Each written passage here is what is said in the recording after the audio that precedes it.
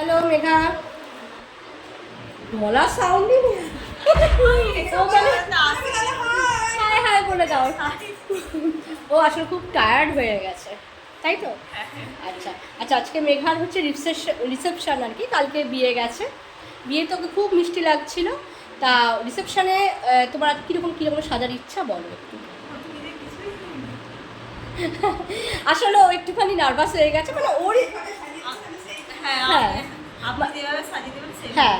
আর এইখানে মানে আমরা সবাই আছি, পূজারিনী আমাদের সব, মানে আমার সঙ্গে সবাই এক, মানে সবাই মানে আমাদের সঙ্গে হেল্প, মানে আমরা সবাই মিলে ব্যাপারটা করছি আর কি।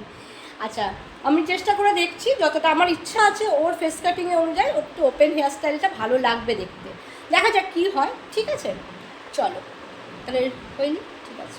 আচ্ছা মেঘা, তাকাও, কেমন লাগলো বলো? ভালো হয়ে গেছে?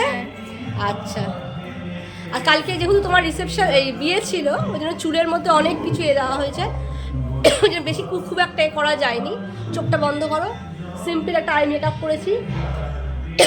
গোপাল সাইডে দাঁড়া। গোপাল এখন রেডি হচ্ছে।